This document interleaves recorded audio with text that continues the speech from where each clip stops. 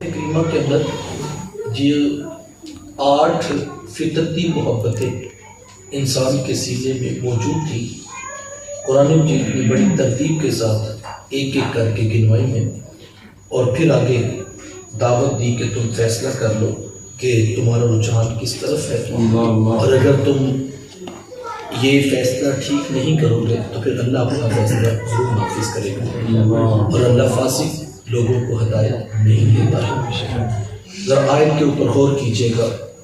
قل محبوب آپ فرما دیجیے ان کان آباؤکم، اگر تمہارے باپ ضمن مائیں بھی شامل ہیں، وابناؤکم تمہارے بیٹے ضمن بیٹیاں بھی شامل ہیں، واخوانکم اور تمہارے بھائی ضمن بہنیں بھی شامل ہیں، وازواجکم اور تمہاری عورتیں تمہاری بیویاں، وعشیرتکم اور تمہارے کنبے، واموال اقترفتموها اور تمہارے کمائی کے مال، وتجارت تخشون کسادها اور تمہارا وہ سودا جس کے نقصان کا تمہیں کھٹکا لگا ہے، ومساکن ترضونها اور تمہارے پسندیدہ مکان بنگلے، احب الیکم من اللہ ورسولہ اگر تمہیں اللہ اور اس کے رسول و جہاد فی سبیلہ اور جہاد فی سبیل اللہ سے زیادہ محبوب ہے، فتربصوا تو پھر انتظار کرو، حتی یأتی اللہ بامرہ یہاں تک کہ اللہ اپنا فیصلہ خود نافذ کرے گا، واللہ لا یہدی القوم الفاسقین اور اللہ پھر ایسے فاسقوں کو ہدایت نہیں دیتا. بالکل واضح مفہوم ہے. 8 محبتیں ان کو ایک پلڑے میں رکھ کر گنوایا گیا ہے. جس طرف انسان کا قلبی فطرتی رجحان ہوتا ہے، قرآن نے ایک ایک کر کے وہ محبت گنوائی، اور میں یہ کہتا ہوں کہ ان محبتوں کی نفی نہیں کی. یہ نہیں کہا کہ تم نے بیٹے سے پیار نہیں کرنا، یہ نہیں کہا کہ تم نے ماں سے محبت نہیں کرنی، یہ نہیں کہا کہ تمہارے سینے میں بہن بھائیوں کی الفت نہ ہو، یہ نہیں کہا کہ تم اپنے قبیلے، اپنے کنبے، اپنے برادری سے پیار نہ کرو. یہ ساری گنوائی ہے. جبکہ وہ مالک تھا، وہ مالک ہے، تو وہ اگر حکم دے دیتا کہ میرے علاوہ کسی سے پیار کرنا ہی نہیں تو انسان پابند ہے. لیکن اس نے یہ حکم نہیں دیا. کیوں؟ اس نے خود بہنوں کا، بیٹیوں کا، بیویوں کا، ماں باپ کا، بہن بھائیوں کا پیار اس سینے میں رکھا ہے، اور اسلام نے اس پیار کی نفی نہیں کی بلکہ اس کو پروموٹ کیا، اس کی ترغیب کی، اور کہا کہ اگر تم ان سے پیار کرو گے تمہیں اللہ کا قرب ملے گا. تم اگر ان محبتوں کو بھی نبھاؤ گے تو ہم تمہیں جنت اور مجدہ رحمت سنا دیں گے. یعنی کیسا خوبصورت دین. اور میں کہتا ہوں یہی اسلام کے دین فطرت، دین الہی ہونے کی دلیل ہے. کہ اگر یہ کہہ دیا جاتا تو زیادہ مشکل تھا، لیکن جو رکھا ہے اسی کے مطابق احکام دیے. جو مشین آپ بناتے ہیں، جس مقصد کے لیے بناتے ہیں، جو جو اس میں خوبیاں رکھتے ہیں، تو ان پٹ مٹیریل آپ اس کے اندر وہی ڈالتے ہیں نا. ایسا تو نہیں کہ آپ نے فیول پیٹرول والا انجن بنایا اور آپ اس میں کہیں کہ اس میں ڈیزل ڈال دو، تو ایسا تو نہیں ہوتا. آپ نے بنایا پیٹرول والا تو آپ کہتے ہیں ڈالتے پیٹرول ہے. تو اللہ نے انسان کو جیسا بنایا ہے ویسے ہی احکام نازل کیے، اور یہی قرآن کے حقانی دلیل ہونے کی دلیل ہے کہ قرآن بھی وہی کہتا ہے جو انسان کے سینے میں موجود ہے، اور یہ اس بات کی دلیل ہے کہ اس کا خالق وہی ہے جس نے قرآن نازل کیا. کیونکہ جو قرآن میں لکھا ہے وہ انسان کے اندر رکھا ہے، جو اندر رکھا ہے اسی کا حکم دیا. تو یہ دونوں چیزیں بالکل ایک ہے کہ جس خالق نے اس کو پیدا کیا اسی خالق نے یہ قرآن نازل کیا. یہ الگ الگ نہیں ہے، یہ دونوں ایک ہی جگہ سے آئے ہیں، اور وہ خالق کائنات ہے. اس نے حکم احکام وہی دیے کہ جو اس کے اندر رکھے ہوئے. اب ان 8 محبتوں کو جو ہے وہ گنوایا بھی ہے اور ان کی ترغیب بھی دی. ان کان آباؤکم اگر تمہارے ماں باپ، ظاہری بات ہے ماں باپ نے اولاد کو جنم دیا تو اس محبت کی نفی نہیں کی بلکہ اس کو اور ابھارا.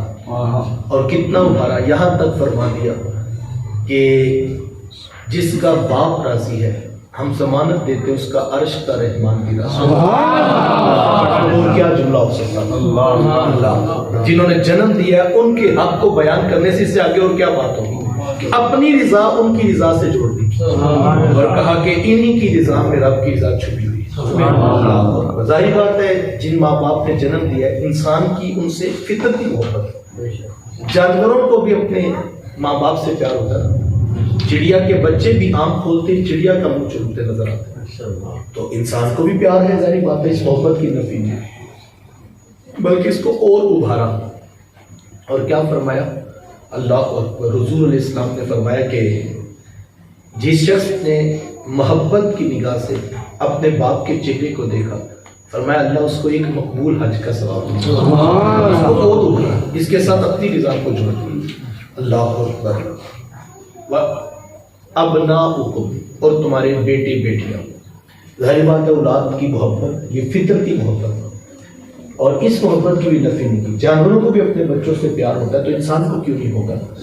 اس محبت کی بھی نفی نہیں کی بلکہ اس کو اور ابھارا اور یہاں تک فرما دیا جس کو اللہ نے 2 بیٹیاں یا 2 بہنیں عطا کی, پھر اس نے ان کی پرورش کی, تربیت کی, یہاں تک کہ ان کا نکاح کر دیا اور پھر پیچھے سے بھی اس نے خیر خبر رکھی. تو میرے حضور فرماتے اتنا خوش قسمت شخص ہے کل قیامت کے دن میرے اتنے قریب ہوگا جتنی یہ 2 انگلیاں آپس میں.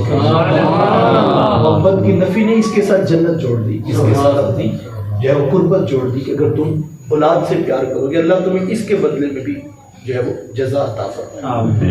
اللہ اکبر. حضور اسلام کی گود میں غالباً حضرت امام حسن رضی اللہ تعالیٰ عنہ تھے.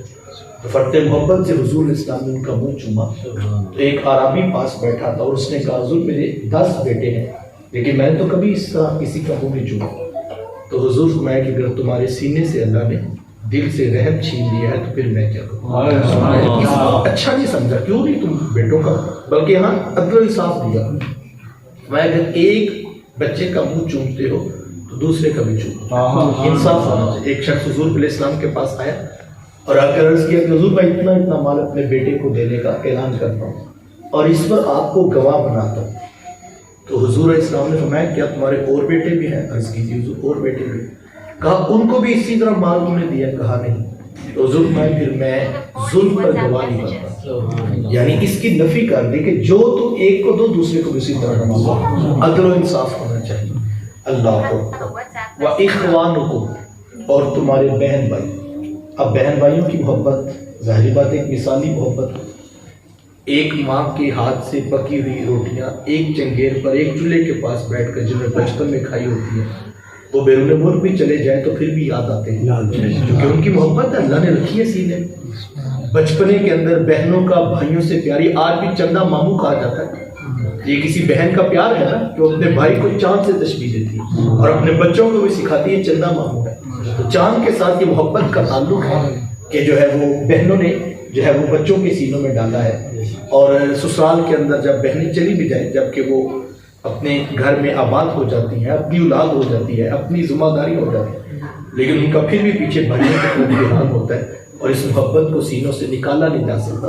اور اسلام نے بھی اس کی نفی نہیں کی. اسلام نے اس کو اور جو ہے وہ ترغیب دیتے ہوئے فرمایا اللہ اکبر. جس کو 2 بہنیں دی اور اس نے ان کی پرورش کی, اللہ اکبر فرمایا, اس کو اللہ کے رسول فرماتے ہیں کہ کل قیامت کے دن ہمارے اتنے قریب ہوگا جتنی یہ 2 انگلیاں آپس میں قریب ہوگا. رسول اسلام کی بہن حضرت شیمہ ہے جو حضرت حلیمہ سعدیہ سلام اللہ علیہ کی بیٹی ہیں. تو قبیلہ بنو سعد کے رواج کے مطابق شام کو جب مائیں کھانا پکانے لگتی تو بہنیں اپنے بھائی گود میں اٹھا کر بھائی کھلے میدان میں لے آتی. ہر بہن کی گود میں اس کا بھائی ہوتا اور وہ اپنے بھائی کے حسن کی قصیدے پڑھ رہے ہوتے. اگر کسی کے بھائی کا رنگ کالا ہوتا تو وہ کہتی رنگ کالا ہے تو کیا ہوا, میرے بھائی کے نقوش دیکھو کتنے خوبصورت ہیں, اس کی جلد جیسی خوبصورت آنکھیں تو دیکھو کتنی پیاری. وہ نقوش کو معیار حسن قرار دیتے. اور اگر کسی کے بھائی کا رنگ گورا چٹا ہوتا تو وہ کہتی رنگ نہیں تو کچھ نہیں, حسن تو ہوتے ہی سارا رنگت میں ہے, میرے بھائی کا رنگ دیکھو کتنا خوبصورت ہے. یہ بحث مباحثہ چل رہا ہوتا اور کوئی بہن بھی ہار ماننے کو تیار نہ ہوتی. اتنے میں ایک سم سے حضرت شیمہ اپنا ویر محمد کو اٹھاتے ہیں, میرے ویر کا مقابلہ بھی تو ضرور. وہ کہتی نہیں شیمہ تیرے ویر کا مقابلہ تو نہیں نا, تیرا تو ساروں کا ہی سردار لگتا ہے. شیمہ کا سر فخر سے بلند ہو جاتا اور حضور کو سینے سے چمٹا گیا. اور دعا دیتی ربنا آب وکیلانا محمد، یا اللہ میرے ویر محمد کو نظر نہ لگے۔ اللہ اکبر۔ اب وہی حضرت شیبہ جس وقت ان کے قبیلے کے جو ہے وہ افسران اور سرداران کو قید کر لیا گیا، تو وہ سفارش لے کر حضور علیہ السلام کی دہلیز پہ آئی، اور آقا کریم علیہ السلام نے ان کی سفارش پر کافر قیدیوں کو بھی آزاد کر دیا۔ یہ بہن کے ساتھ محبت کی ایک روشن مثال ہے جو ہمیں حضور کی سیرت میں نظر آتی ہے۔ شخصیت کا نام ہے حضرت ام ہانی رضی اللہ عنہا۔ جس وقت فتح مکہ ہوا تو آپ جانتے ہیں حضور علیہ السلام نے عام معافی کا اعلان کیا۔ جو ابو سفیان کے گھر آ گیا اس کو معافی، جو حرم میں آ گیا اس کو معافی، بچوں کو قتل نہیں کرنا، بوڑھوں کو قتل نہیں کرنا، احکامات جو ہے وہ اناؤنس کر دیں۔ حضرت علی رضی اللہ تعالیٰ عنہ دو کافروں کے پیچھے بھاگ رہے تھے، اور بھاگتے بھاگتے وہ کافر دیکھے کہ حضرت ام ہانی کے گھر میں داخل ہو گئے۔ حضرت علی نے دستک دروازے کی، دروازہ کھولا، پوچھا کون؟ کہا علی۔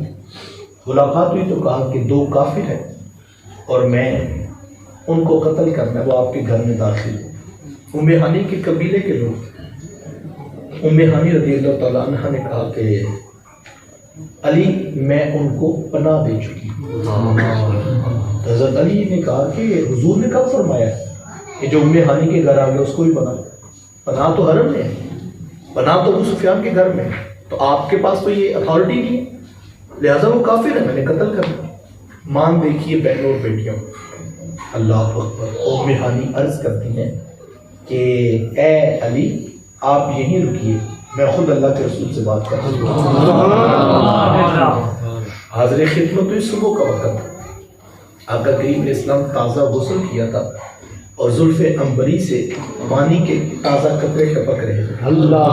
دیکھا کہ ام ہانی تشریف فرما ہے تو فرمایا کہ ام ہانی خیریت ہو، صبح صبح کہاں آنا ہوا؟